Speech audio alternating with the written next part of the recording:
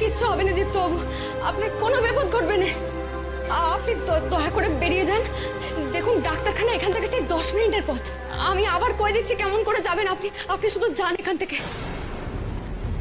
আর এখানে দাঁড়িয়ে থাকবেন না, দয়া করে আর দাঁড়িয়ে থাকবেন না। আমি কইছি আপনার বাইরে গেলে কোনো বিপদ হবে না, আমার কথাটা একটু বিশ্বাস করুন। চুপ, একদম চুপ। তুমি কি করে জানলে আমি বাইরে গেলে আমার বিপদ হবে না? তুমি সবকিছু জেনে বসে আছো তাই না? বুঝছো কি করতে করতে তুমি একেবারে ধরে নিয়েছো না যে তুমি ভবিষ্যৎ দেখতে পাও? আমি কে তুমি? তুমি কে? তুমি কি মা বিশালাক্ষী স্বয়ং? না না, ছি ছি, এ আপনি কি কথা কইছেন? কিন্তু আমি ভুল কথা কইনি। বাইরে বিপদ হবে কি করে? বিপদ তো আজ এই মন্দিরে।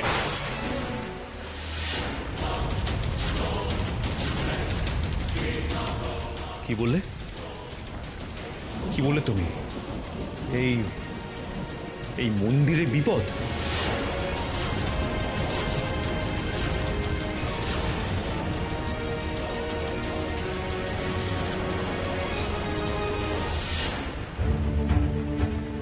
কি হলো? মুখ ঘুরে নিলে কেন? তুমি কি করে জানলে যে এই মন্দিরে বিপদ? তুমি ছিলে শহরে, নার্সিং হোমে। না না না, আসলে মন্দিরটা তো অনেক পুরনো, ঝড় বৃষ্টিতে যদি ভেঙে পড়ে তাই। বাহ, এই মন্দিরটা ভেঙে পড়বে সেটা জানার পর আমি তোমাকে এখানে একা রেখে দিয়ে চলে যাব। তোমাকে আমি এক কথা কতবার বলবো, তোমাকে তোমার বাড়ির লোকেদের কাছে পৌঁছে দেবো আমার দায়িত্ব।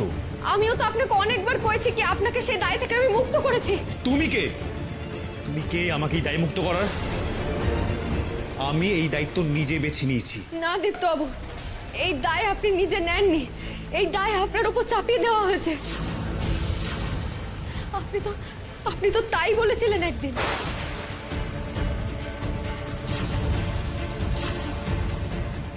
খুব মুখে মুখে তর্ক করছে তাই না?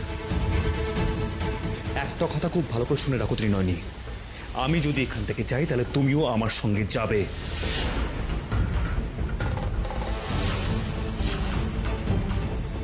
এই মন্দির যদি আমার জন্য সেফ না হয় তাহলে আমিও তোমাকে এখানে একা রেখে যাব না। আমি তোমার কোনো কথা শুনবো না। আমি তোমাকে তোমার গ্রামের বাড়িতে পৌঁছে দিয়ে তবে আমি ক্লিনিকে যাব। চলো।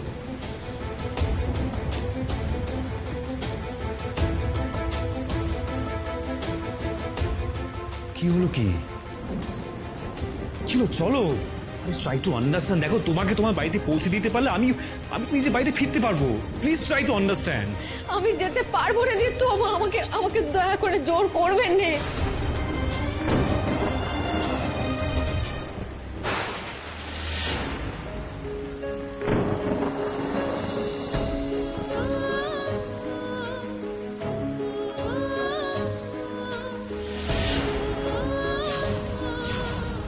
কি তুমি আবার কি করছো? তুমি আবার ঠাকুরকে জড়িয়ে ধরলে কেন? কি করছো বলো তো? তুমি কেন আমার সাথে না গিয়ে এইসব কাণ্ড কারখানা শুরু করেছো? কেন করছো? আরে আমি তো কিছুই বুঝতে পারছি না। দীপ্তবাবু সবকিছু কি বুঝতেই হবে? আমি তো আপনাকে বারবার কইছি এই জায়গা ছেড়ে আমি যেতে পারবো না, তাহলে কেন বারবার বলছেন আপনি? Are you insane? তুমি কি ভেবেছো তুমি এভাবে থাকলে আমি এখান থেকে বেরোতে পারবো না, আর তুমি আমাকে এভাবে তোমার কাছে ধরে রাখবে? সেটা হবে না ত্রিনয়নী, কোনোদিনও নয়। না দীপ্তবাবু, আমি আপনাকে ধরে রাখতে চাইনি। আমি চাই এই মন্দির থেকে আপনি কোথাও নিরাপদ জায়গায় গিয়ে থাকুন। তার আগে তোমাকে বলতে হবে এই মন্দিরে কিসের বিপদ আছে, আর তুমি সেটা জানলে কি করে? ত্রিনয়নী উত্তর দাও। Come on, speak out. উত্তর দাও ত্রিনয়নী। দেখো, আমি কিন্তু তোমাকে অনেকক্ষণ ধরে প্রশ্ন করছি, তুমি উত্তর দেবে কি দেবে না বলো। বলবে না তো? বলবে না তো তুমি?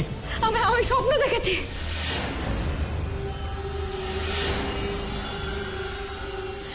আজ এই দুর্যোগের রাতে মায়ের ওপর মন্দিরের ছাদ ভেঙে পড়বে।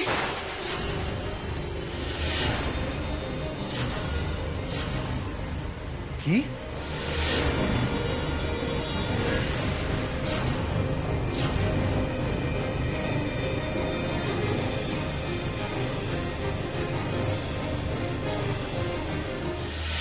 পূর্বে এর থেকে ভালো খবর আর কি হতে পারে গুরুদেব? আমি তো এটাই চাইছিলাম। ওই মেয়েটার ছায়া দীপুর ওপর থেকে সরে গেলে আমি সেরা পাত্রী ওর জন্য খুঁজে নিয়ে আসবো দীপু, দেখবেন। বিষয়টা আরেকবার ভেবে দেখলে হতো না গুরুদেব? এটা কি ঠিক হচ্ছে আদৌ? না ঠিক হওয়ার কি আছে শুনি? দীপু মেয়েটাকে স্ত্রী হিসেবে মানেই না।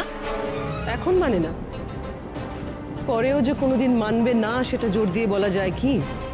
মানুষের মনের তো পরিবর্তন হয়, তাই না দিদি?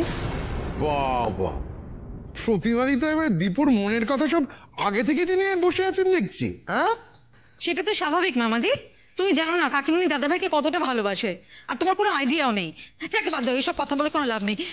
বলছি গুরুদেব, একটা কথা বলি। আমার বন্ধু না খুব ভালো, জানেন তো। আপনি নিরামিষ রান্না খুব পছন্দ করেন, তাই না? আমি বন্ধুকে বলবো আপনার জন্য ফাটাফাটি কাজ করার কুত্তা বানাবে। কিন্তু প্লিজ গুরুদেব, প্লিজ আপনি না এইসব বিয়ে থার কথা আর বলবেন না, প্লিজ।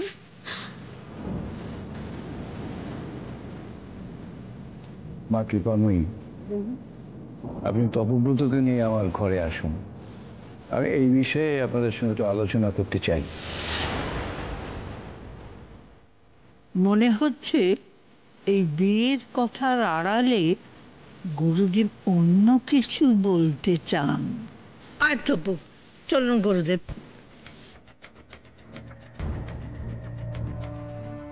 দাঁড়ান, আপনারা নিশ্চয়ই দীপুর পাত্রী খোঁজা নিয়ে আলোচনা করতে যাচ্ছেন। তাহলে তো এই আলোচনায় আমাকে থাকতে হবে গুরুদেব। দেখুন, এ বিষয়ে মা বা তপব্রত আপনাকে কি বলবে, কারণ ওরা তো জানেনই না যে দীপুর কিরকম পাত্রী পছন্দ। দীপু তো সবকিছু আমার সঙ্গে ডিসকাস করে, আমাকে খুলে ওর মনের কথা বলে। তাই এই বিষয়ে আলোচনার জন্য আমার ওখানে প্রেজেন্ট থাকাটা খুব খুব দরকার গুরুদেব। আসুন।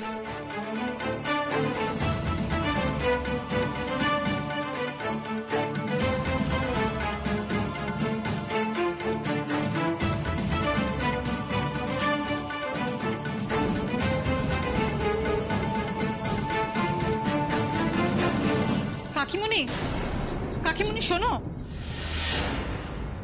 না না, এটা ঠিক হচ্ছে না। ত্রিনয়নী এটা ডিজার্ভ করে না। আবার করে দাদা ভাইয়ের বিয়ের কথা, এটা ঠিক হচ্ছে না। তাহলে কোনটা ঠিক হয়েছিল জিৎ? যেটা তুই করেছিলি, ত্রিনয়নীর বাড়ির সকলকে নিয়ে এসেছিলি আমাদের সকলকে অপ্রস্তুত ফেলার জন্য। দেখ, যেটা জানিস না সেই নিয়ে কথা বলবি না। অবশ্য তোকে কি বলছি, নিজের বুদ্ধি খাটিয়ে তুই কিছু করিস নাকি? অন্যের কথা শুনে চলতে চলতে তোর তো নিজের বুদ্ধিটা কাজ করা জাস্ট বন্ধ করে দিয়েছে। কি বললি তুই? কি বললি তুই? যা বলেছি ঠিক বলেছি। জিৎ দাঁড়া, আমার তোকে কিছু জিজ্ঞেস করার আছে, একটু সত্যি করে বলবি? কি? আচ্ছা, তুই আমাকে একটা কথা বল, তুই ত্রিনয়নীকে তো সাপোর্ট কেন করিস রে? মানে তুই কি ওর মধ্যে কোনো কিছু গোলমেলে দেখেছিস? মানে কারণ আমার কিন্তু সন্দেহ যাচ্ছে না। না মামা, আমি কোনো কিছুই লক্ষ্য করিনি আর করতেও চাই না। আমি যেটা করেছি সেটা সিম্পলি মানবিকতার খাতিরে করেছি। আমার মনে হয়েছে ত্রিনয়নীর অসুস্থতার কথা ওর পরিবারের লোকের জানার অধিকার আছে, ফান্ডামেন্টাল রাইট, ইউ নো। আর তাছাড়া আমি তো আগেও বলেছি ত্রিনয়নী আমার প্রাণ বাঁচিয়েছিল, আর আমি অকৃতজ্ঞ নই। That's all.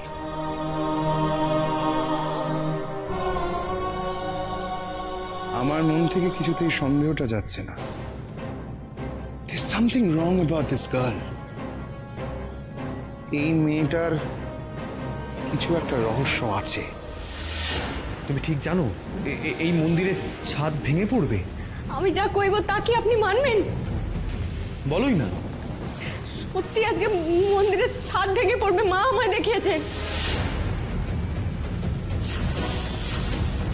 মানে সিরিয়াসলি? আর এই জন্য তুমি তাড়াতাড়ি গ্রামে ফিরে আসলে? আপনি সে কথা বুঝতে পেরেছেন দীপ্তবাবু, ওই জন্যই তখন হাসপাতালে।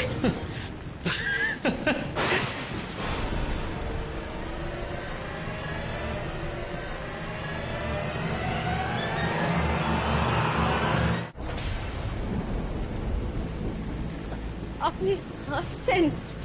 Trinayani, you are actually insane. কি? তোমার মাথায় গন্ডগোল আছে।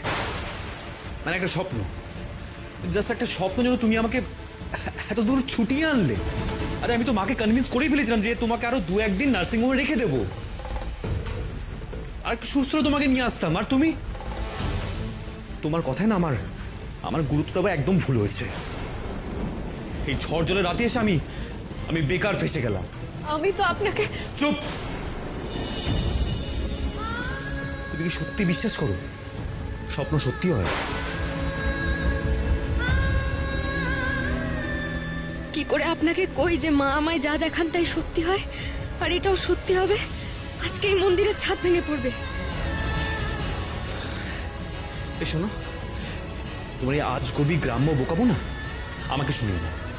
আমি তো লেখাপড়া জানি, তুমি হাজার বললে আমি বিশ্বাস করবো না।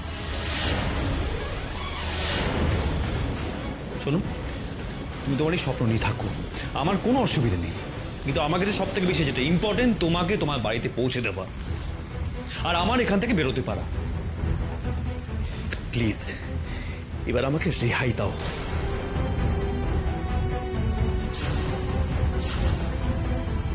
এসো এসো আমার সাথে এসো। আমি যাবো না, আমি কিছুতেই মন্দির ছেড়ে যাবো না, আর আপনাকে ওই মন্দিরে আমি থাকতে দেবো না।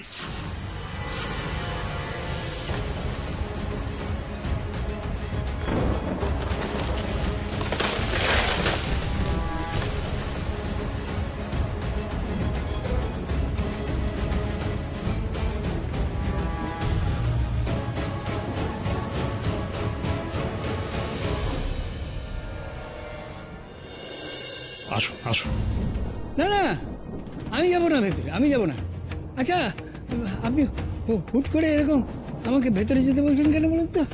আপনার কি কোনো অভিসন্ধি আছে? না না, বিশ্বাস করুন আমার কোনো অভিসন্ধি নেই। আরে থামুন মশাই, শহরের বড় লোকদের আমার খুব চেনা হয়ে গেছে। এই তপব্রত বাবুকে বিশ্বাস করে যে আমি কি ভুল করেছি তা আমি এখন হাড়ে হাড়ে টের পাচ্ছি। আপনারা হৃদয়হীন, স্বার্থসিদ্ধি হয়ে গেলেই ছুঁড়ে ফেলে দেন। আমার দরকার নেই আপনার উপকারের। শুনুন শুনুন শুনুন, আমার কথাটা শুনুন প্লিজ, উত্তেজিত হবেন না। আমার ঘরে একটু বসে যান। এই ঝড় জলের মধ্যে যাবেন কি করে? সে আপনাকে ভাবতে হবে না, এর থেকে অনেক বড় ঝড় আমাদের উপর চলছে, এতে আমাদের কিচ্ছু হবে না। চলে শিগগির।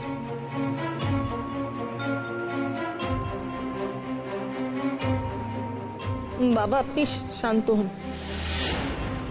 দেখুন, সত্যি কথা বলছি, আপনার সাহায্যের আমাদের দরকার নেই। আমাদের এক্ষুনি গায়ে ফিরতে হবে। আপনি বোঝার চেষ্টা করুন না একটু। উনি বুঝবেন না বৌমা, আসলে ওনাকে তপব্রত বাবু পাঠিয়েছেন। এখন উনি পুলিশ দিয়ে আমাদের অপদস্থ করাতে চান। জেলে পুরবেন আমাদের, জেলে। কি মুশকিল! আপনারা কেন আমাকে ভুল বুঝছেন বলুন তো? জেলে পড়ার হলে কি আপনাকে বাড়িতে নিয়ে আসতাম? হ্যাঁ, সোজা তো থানায় নিয়ে যেতাম। এটুকু বুঝতে পারছেন না? এটা আমার চেনা ছক। আমার নাতনি নয়নের সঙ্গেও ঠিক এটাই হয়েছে। আপনারা প্রথমে ভালো মানুষ সেজে বিশ্বাস অর্জন করেন, তারপরে ক্ষতি করে দেন। চলো তো বাবা, এখানে আর নয়। যাবি তাই? হ্যালো তপব্রত বাবু, আরে এনারা তো আমার কোনো কথাই শুনছেন না। আপনি দয়া করে একবার আসবেন, ওনারা আমার বাড়িতেই আছে। হ্যাঁ, যত তাড়াতাড়ি সম্ভব আসুন please. Thank you thank you.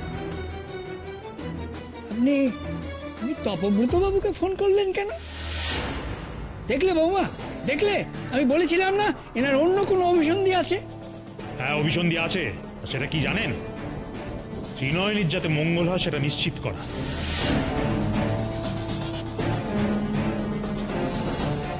আপনারা প্লিজ আমাকে একটু বিশ্বাস করুন।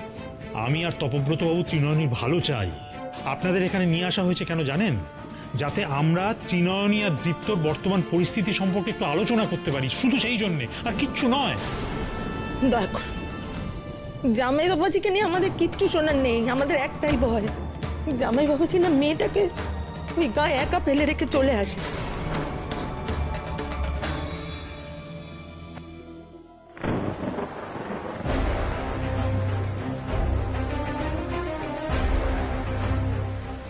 দেখছো তো কি অবস্থা?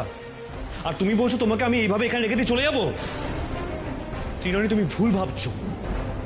এই মন্দির সত্যি পুরনো, আর এটা যে কোনো মুহূর্তে ভেঙে পড়তে পারে। আর তাই সময় নষ্ট না করে আমাদের এক্ষুনি এখান থেকে বেরিয়ে যেতে হবে। আপনি আমাকে এখানে ছেড়ে দিন, বাড়িতে গিয়ে না হয় বলবেন যে আমাকে বাড়ির লোকের হাতে তুলে দিয়েছেন। ত্রিনয়নী, আমি মিথ্যে বলি না। আমি বাড়িতে যা বলেছি যে আমি সেটা করেই ফিরবো। আর কাউকে বিপদের মধ্যে একলা ফেলে রেখে আমি চলে যেতে শিখিনি।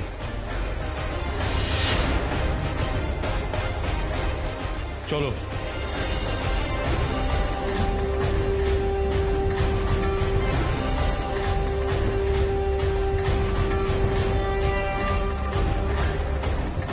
না না, আমি মন্দির ছেড়ে এখন কোথাও যাব না, মাকে ছেড়ে আমি কোথাও যাব না।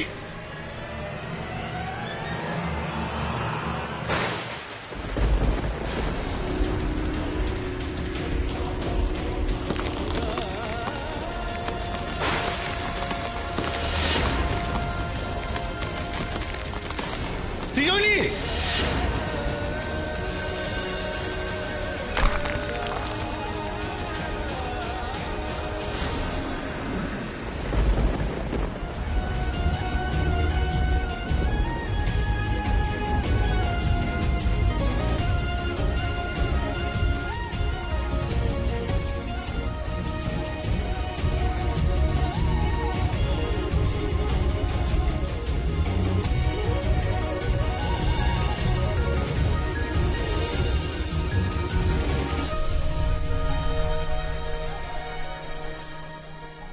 তাহলে এখন মেয়ে দেখা শুরু করতে হয়।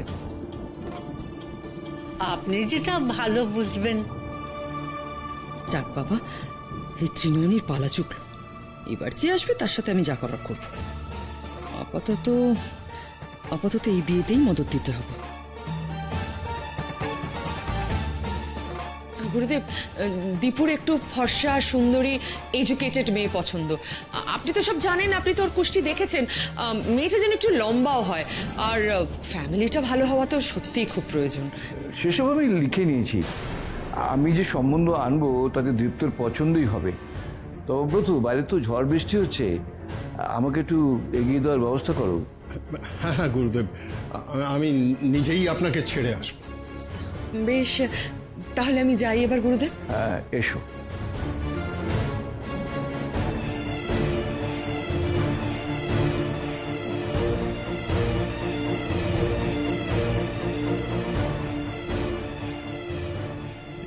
এবার আমি কোন দিকে যাই গুরুদেব? এদিকে আপনার কথার কোনো মানে খুঁজে পাচ্ছি না, ওদিকে তরুণবাবু ত্রিনয়নীর বাড়ির লোকেদের কোনো রকমে বুঝিয়ে তার বাড়িতে নিয়ে গেছেন, সেখানে আমাকে যেতে বলছেন। ওদের সামনে কি আমি কি বলবো, কি করে আমার মুখ দেখাবো? যা বলেছি ছাড়ো, আমি যা বলছি সেটা মন দিয়ে শোনো। মানে? অনেক ভেবে পুজো দিয়ে আমি বুঝেছি ত্রিনয়নীকে বিপদ থেকে আগলে ওকে দীপ্ত রক্ষা কবচ করে রাখার একটাই উপায়, ত্রিনয়নীকে এই বাড়িতেই রাখতে হবে। তবে সেটা দীপ্তর বউ করে নয়।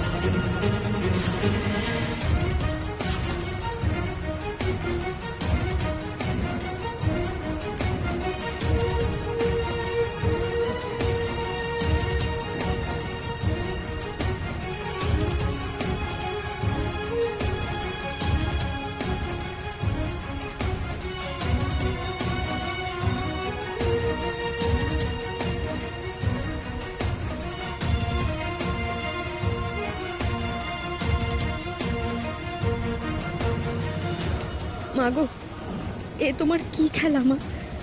আজ ওনার জন্য আমি বেঁচে গেলাম বলে ছুটে গিয়ে ওনাকে ধন্যবাদ বলতে ইচ্ছে হচ্ছিল, কিন্তু কিন্তু আমাকে ধরেছিলেন বলে ওনাকে যে হাত ছাড়তে হলো মা। এত ঘেন্না করেন উনি আমায়, এত ঘেন্না।